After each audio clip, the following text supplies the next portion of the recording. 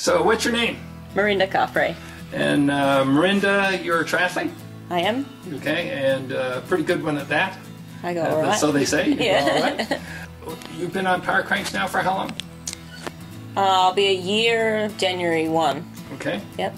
And I always ask this, what was your first ride like? Terrible. My first ride was on the wind trainer, and it was actually New Year's Day, so I was hungover. So you could blame it on that. And there was a lot of single leg drill going on. Yeah. And then I actually stayed on there for an hour, Okay. my first time, but then spent a fair bit of time on the floor afterwards trying to stretch out my hip flexors. Yeah. So how long did it take you before you got to where you feel like you could do a normal bike ride on them, where you could get, you know, normal effort, reasonable distances and times? It took me, like, before I could actually time trial, maybe 6 weeks. Mm-hmm. But I was doing longish rides pretty quickly. I'd even do like a 2-hour ride in the morning and then another one in the afternoon just to get the distance in. You just couldn't do the effort, but you could get the distance in. I couldn't push. Yeah. So about 6 weeks before you could start to push. Yes. Okay. And but it felt like I was pushing the whole time. Well, you were training those new muscles. Yeah. Trying to get them reasonably close to the ones you've been using. Yes. Right. So that took about 6 weeks. That's about right. So that's how long it takes to build new capillary beds in those unused muscles. Yeah. So, and what kind of benefits or changes have you seen from using the cranks, and when did that start?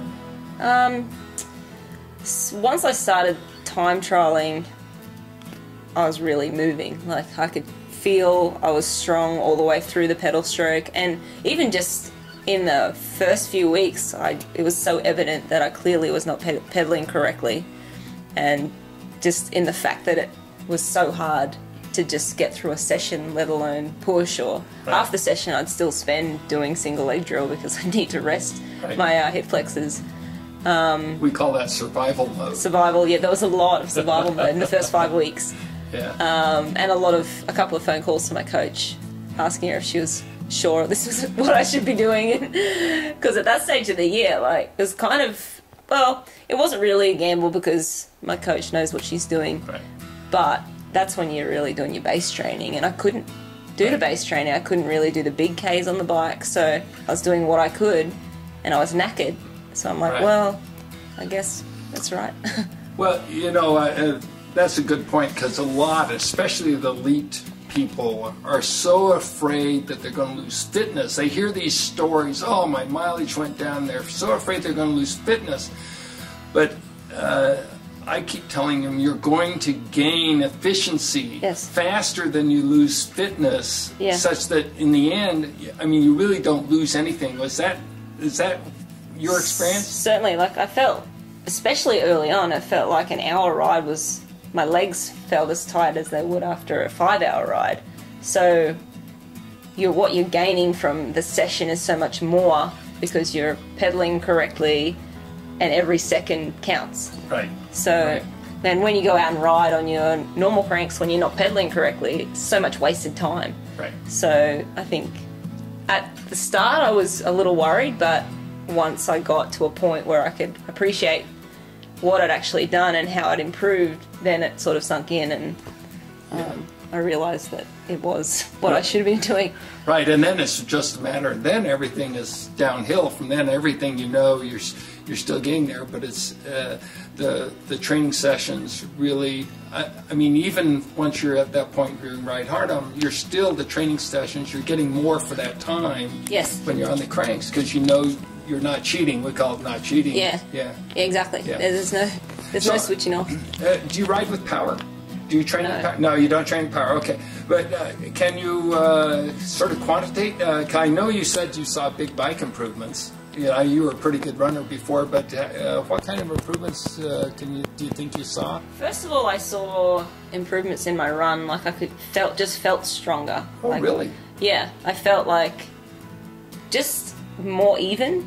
Like, more balanced, I guess. You mean so all that talking I told you about the running early on was all wasted? You already knew that stuff? No, well, I didn't realise that, you know, when I was riding the cranks that it would help my running as well, but I feel like it just strengthened all the muscles around the hips, and so I was more stable as a runner.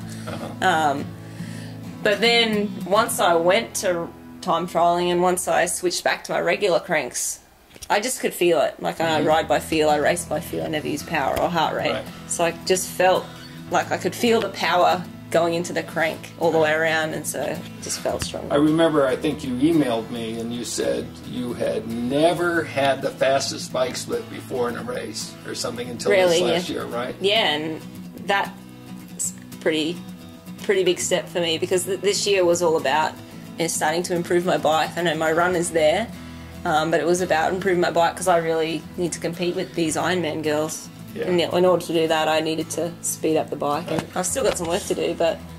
well, we're working on it. Another year to go. On the way, yeah. Very cool. So do you have any words of wisdom for the masses out there? Try them out and stick with them. It's going to be a tough few weeks, but definitely well worth it in the end. Very cool. Well, thank you, Mirinda, and congratulations on that great race. Thank you so much. Saturday, I guess. Saturday. Yeah.